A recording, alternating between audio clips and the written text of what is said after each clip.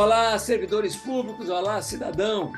Estamos iniciando mais um programa Cidadania e Serviço Público, um programa da FESPESP, Federação das Entidades de Servidores Públicos do Estado de São Paulo.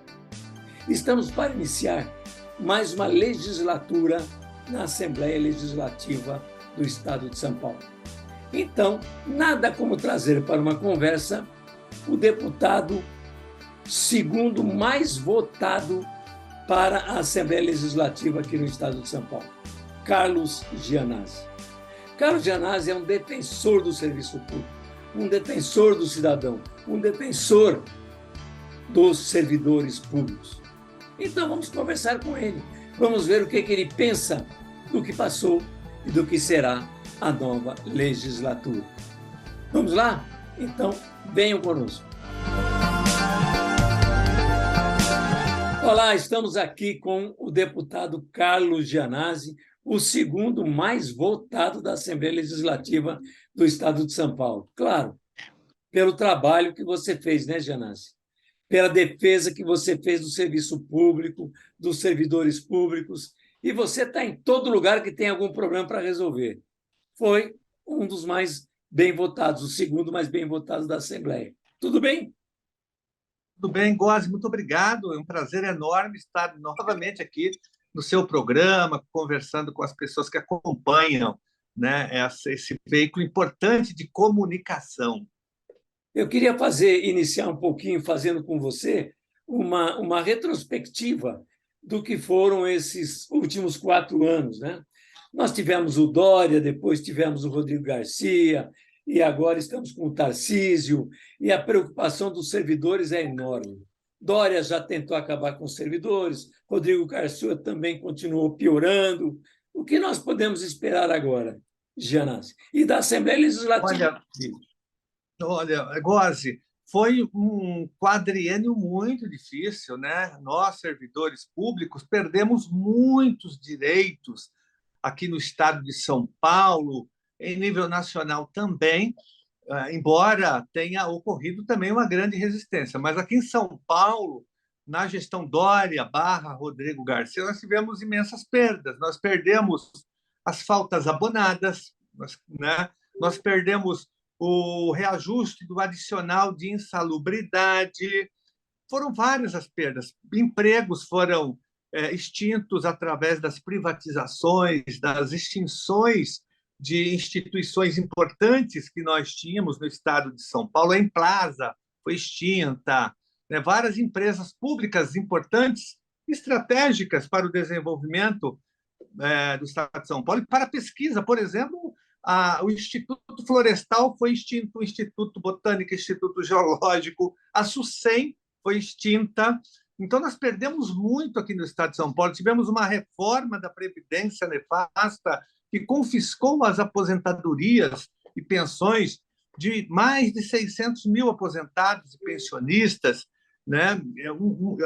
Dificultou ainda mais o acesso de quem está na ativa à aposentadoria. Todos foram prejudicados, servidores da ativa, aposentados e pensionistas. Houve luta, houve resistência, mas, enfim, nós perdemos bastante, perdemos, Góes, na área da educação. Então, foi um desastre, Góes. Nós tivemos a destruição da carreira do magistério, porque esse governo aprovou uma farsa de uma nova carreira que praticamente quase que liquidou a carreira do magistério, que uma das nossas pautas agora é tentar revogar essa legislação. Então, foram várias perdas que nós tivemos no estado de São Paulo. Em nível nacional, nós tivemos o congelamento dos quinquênios, da sexta parte, da licença-prêmio, com aquela maldita lei, famigerada lei do Bolsonaro, a lei complementar 173, então nós perdemos uma parte aí da nossa evolução funcional, e uma das nossas lutas é recuperar isso, é descongelar. Ainda é possível reverter essa situação. Mas só não foi pior porque houve muita resistência. Aqui em São Paulo, nós tivemos, eu diria que duas novidades. Uma delas foi a Frente Paulista, que você coordena com mais de 80 entidades unificadas na luta contra a retirada dos direitos dos servidores, direitos trabalhistas, previdenciários. Essa é uma novidade, uma unificação do movimento sindical no estado de São Paulo muito forte.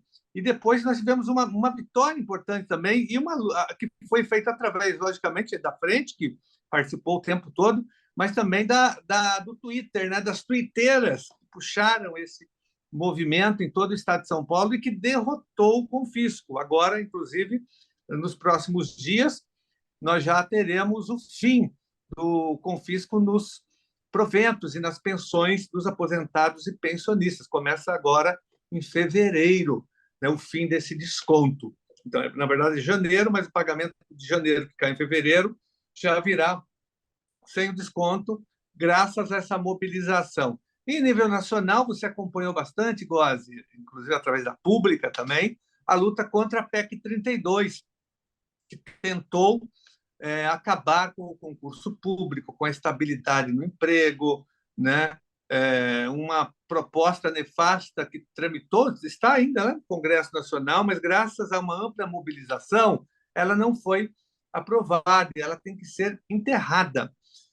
Então, foram vários os ataques que nós perdemos. Nós tivemos, nunca os servidores perderam tanto, foi tanto em nível federal como em nível aqui estadual. Não foi à toa que naquela reunião ministerial, acho que de abril de 2020, você se lembra que o Ricardo Salles, o ex-ministro, que está acusado, né, de destruidor do meio ambiente, e também o Paulo Guedes, mas ele falou que tem que aproveitar, ele falou, vamos aproveitar agora a pandemia, que a imprensa está só pensando na pandemia, e passar a boiada. Mas teve pior que essa fala foi a do Paulo Guedes, que falou que tinha que colocar uma bomba, ia colocar uma bomba, uma granada no bolso dos servidores públicos, e colocaram mesmo. Né? Foram vários os ataques. A reforma da Previdência do Bolsonaro também, que nos prejudicou bastante. Enfim, então os servidores perderam. Agora a nossa tarefa é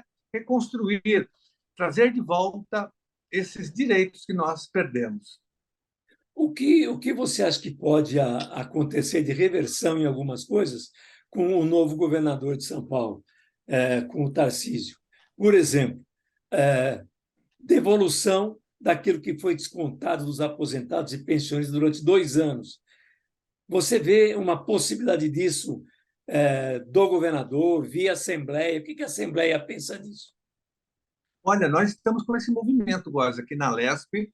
É uma das nossas principais pautas. Agora é a devolução do que foi retirado praticamente em 2 anos de confisco. Nós vencemos a primeira etapa, que era estancar o confisco. Agora, nós temos que trazer de volta o recurso que foi roubado, assaltado, confiscado pelo Dória e pelo Rodrigo Garcia, de 600 mil aposentados e pensionistas. Eu já tenho aqui o PLC número 1, que está tramitando na Assembleia Legislativa. Ele já obriga o governo a devolver esse dinheiro que foi confiscado dos aposentados e pensionistas. Então, a gente já começa a avançar nessa luta aqui na Assembleia Legislativa. E tem dinheiro, Góes, é o maior orçamento da história do Estado de São Paulo. São Paulo tem dinheiro no cofre, ele pode devolver, não é difícil, nós temos condições orçamentárias de devolver, até porque o dinheiro retirado, ele é eivado de ilegalidade. O próprio governo, né, reconheceu que ele teve que voltar atrás. E voltou, teve que voltar porque teve pressão, ele sabia que estava errado. Inclusive, tem um parecer da própria PGR já dizendo que é inconstitucional você confiscar. O parecer rebate a própria lei do Bolsonaro, que autorizou o confisco. Então, tem que devolver. Eu acredito que com a nossa mobilização, a mesma mobilização que nós tivemos para acabar com o confisco, junto com vocês, com as entidades, com a frente, com as tuiteiras, nós vamos ter a mesma força para obrigar o governo a devolver esses recursos. Você chegou a entrar com algumas questões no Ministério Público, né? Sim, nós entramos no Tribunal de Contas, no Ministério Público Estadual. Nós tomamos várias iniciativas, Góes, do ponto de vista aqui da mobilização judicial, né, contra. Tem também ações na justiça contra o confisco de várias entidades.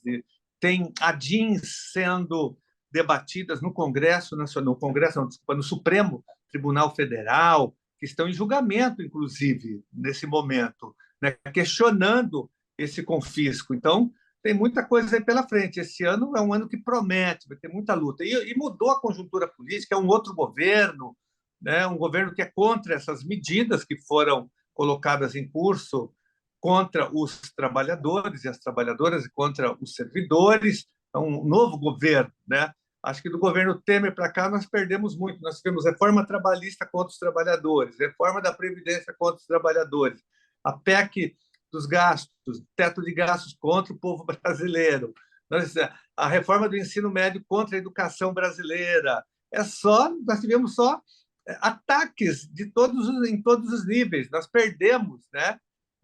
Do ponto de vista trabalhista, previdenciário e social, foram retiradas de vários direitos.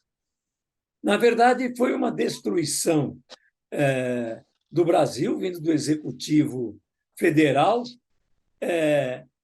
e que, de certa forma, influenciou vários estados também a fazerem a coisa contra o serviço público, contra os servidores, especialmente São Paulo.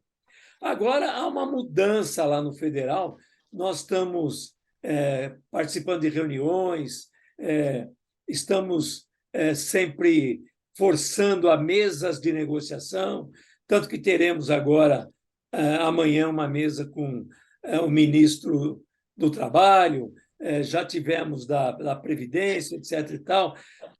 Entendemos que essas mesas de negociação que partiu do presidente Lula parece que modifica bastante a questão. A minha pergunta para você, isto vai influenciar o Estado de São Paulo? Vai sim, Glória, isso ajuda bastante. O fato de não haver mais respaldo do governo federal para essa política de ataque, de ódio aos servidores, isso em todo o Brasil, mas sobretudo em São Paulo, que foi sempre o grande laboratório dessas maldades.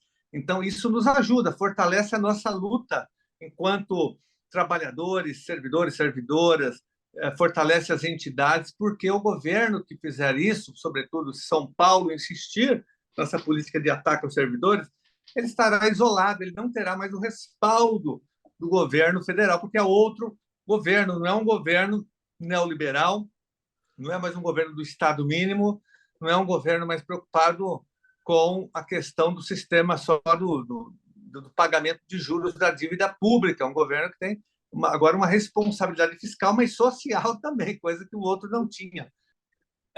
O governo Lula está tendo um congresso que não é bem uma grande base para ele, né? Está dependendo de uma série de conversas, de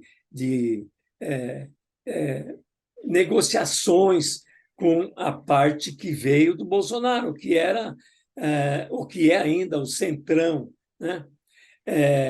Isso dificulta bastante, mas parece que ele consegue um caminho aí tranquilamente. É um governo que tem essa força. E aí eu pergunto sobre São Paulo. Que força tem o Tarcísio aqui em São Paulo na Assembleia Legislativa? O governo passado teve um centrãozinho. Como é que acontece isso hoje na Assembleia Legislativa? Ele vai continuar, Bugos. Infelizmente, o Tarcísio já conseguiu construir uma maioria aqui na Assembleia Legislativa. Ele já vai ter na sua base de sustentação aproximadamente 60, pelo menos, deputados. Ele cooptou, já até o PSDB, Góes, vai apoiar o Tarcísio, já está com o Tarcísio. Os tucanos, que eram contra o Bolsonaro e o Tarcísio, agora estão aliados, porque vão ter cargos no governo. Olha só o absurdo. Então, ele já conseguiu construir uma maioria. Porém, a oposição cresceu. Nós somos, porque essa legislatura vai até o dia 14 de março ainda, essa que eu estou agora. A outra vai assumir dia 15. Mas essa daqui só tem 15 deputados, de fato, de oposição, né? De esquerda, da oposição, que é o pessoal, PT e PCdoB mesmo, ali. Eu falo oposição original, né? Oposição de esquerda mesmo, que vai até as últimas consequências aqui nessa oposição. Lógico, tem os aliados também, que a gente não desconsidera, mas eu digo a oposição mesmo, mais também ideológica. Na nova legislatura, que assume no dia 15 de março, nós vamos ter aproximadamente de 25 a 26 deputados e deputadas de oposição. Então, aumentou. Então, isso também fortalece a nossa luta dentro da Assembleia Legislativa. Tem o movimento sindical unificado de vocês, da frente, que é importante que ele se mantenha, está se mantendo, porque é um movimento que veio para ficar, não é um movimento passageiro que se dissolveu, ele continua. Vocês estão com uma programação intensa, eu estou acompanhando, participo de algumas reuniões, quando é possível, né? Eu sei que vocês vão continuar. Então, eu acho que o cenário será muito mais favorável dessa vez do que com os governos do PSDB, porque o governo Tarcísio não tem a mesma força e a mesma blindagem que tinha o PSDB no estado de São Paulo. As entidades, nesses últimos 4 anos, tiveram muita dificuldade em conversar, ter uma mesa de conversa com o presidente da Assembleia Legislativa. E, à exceção de alguns deputados da oposição, deputados que não estavam entre os 18, uma dificuldade muito grande da gente conversar. Como é que você vê a Assembleia nesses próximos 4 anos? Como será hoje a composição, você imagina, né, porque ainda vai entrar em votação, da mesa da Assembleia Legislativa? Mais democrática? Eu acredito, Boaz, que ela será de mais diálogo, pelo menos, né? Não sei se será mais democrática do ponto de vista prático, mas do ponto de vista do diálogo, sim, provavelmente haverá mais diálogo, porque com a saída do PSDB, o PSDB era muito arrogante, né? Tinha uma política de ódio contra os sindicatos, contra as entidades, contra os servidores. Era difícil o PSDB, ele tinha já uma visão estabelecida, o servidor público como inimigo, um alvo a ser abatido. Esse novo governo, embora deva ter também uma visão semelhante, mas não tem a mesma força. E aqui na Leste também. Então, os personagens mudam. Eu falo que o nosso opressor vai mudar.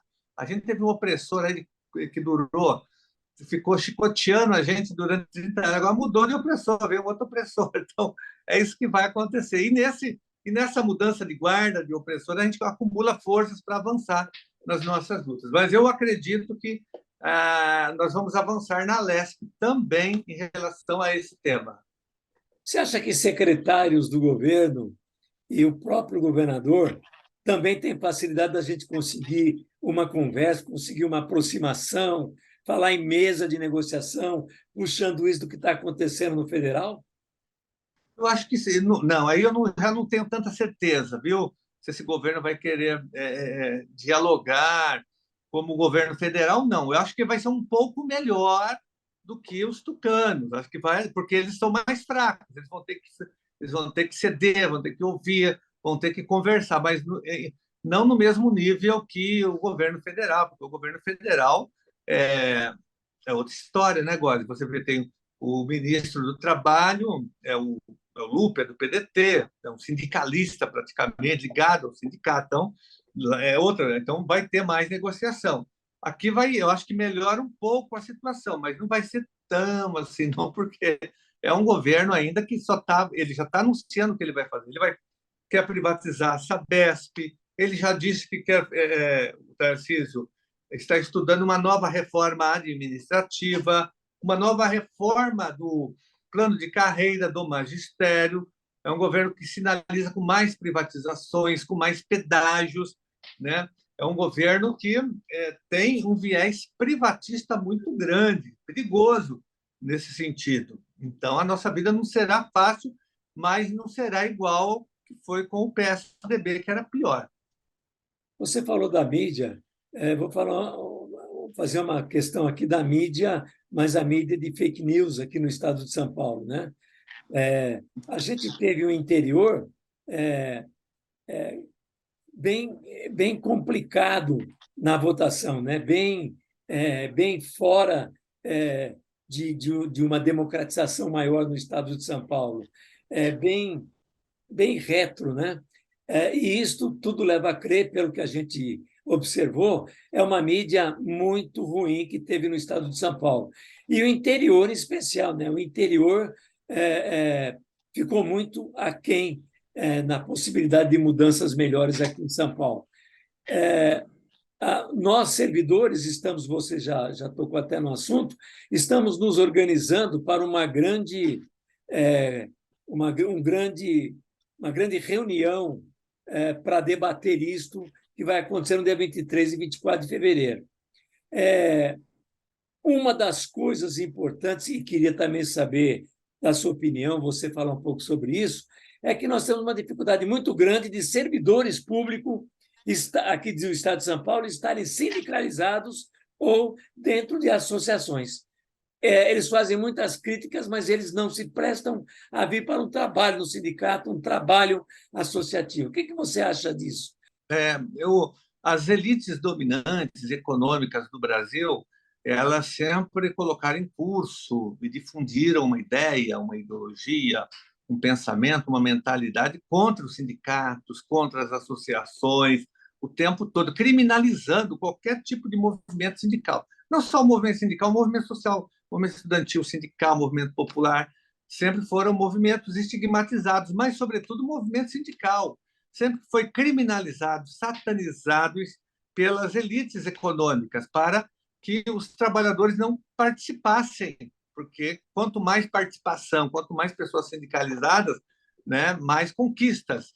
E aí o governo, não só o governo, mas sobretudo os donos do poder econômico não querem perder nada. Na verdade, nunca perdem, mas não querem nem abrir mão de uma pequena parte, né, da acumulação capitalista que eles têm, os altíssimos lucros.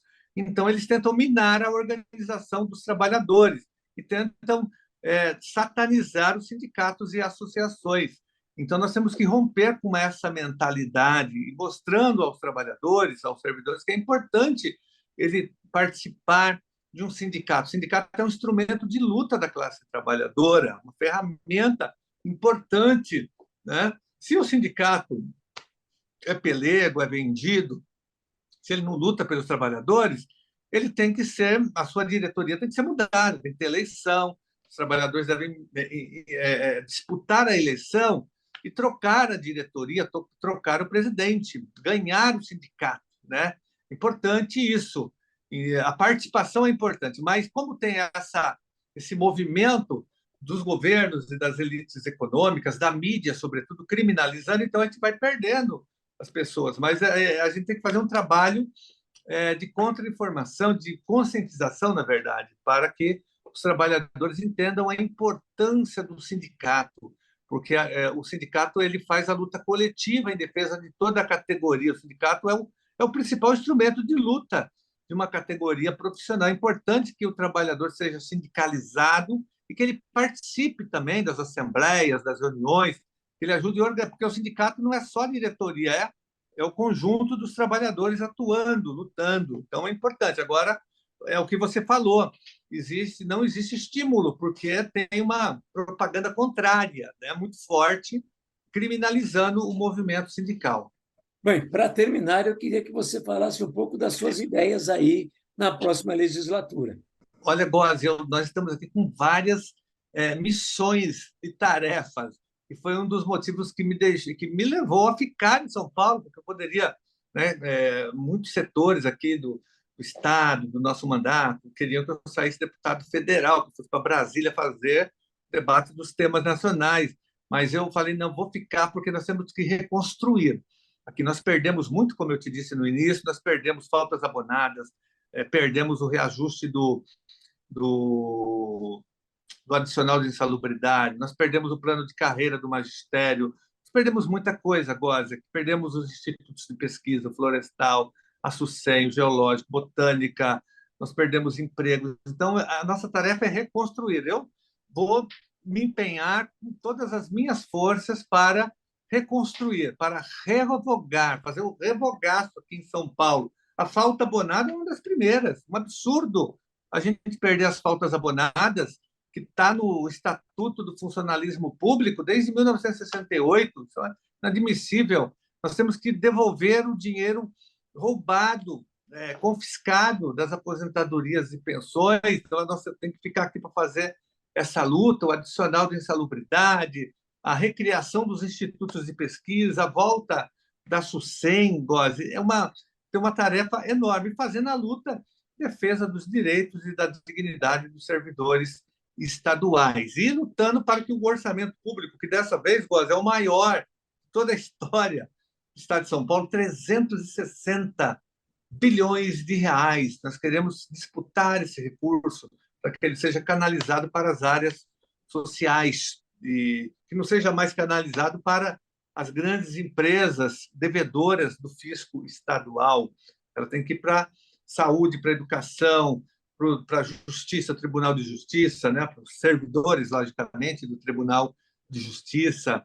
Nós temos que canalizar esse dinheiro para o pagamento do dinheiro desviado pelo Dória e pelo Rodrigo Garcia das aposentadorias e pensões. Então, essa é a minha tarefa aqui na Assembleia Legislativa, continuar fiscalizando o poder executivo, né, denunciando, acionando o Ministério Público, o Tribunal de Contas, o Tribunal de Justiça, PGR, a imprensa, contra os casos de corrupção, de improbidade administrativa, que são muitos e vão continuar, infelizmente. Então, a nossa tarefa é manter a fiscalização aqui, apresentar projetos, propostas, fazer audiências públicas e continuar mantendo o nosso mandato aqui como um posto avançado da luta dos servidores do Estado de São Paulo.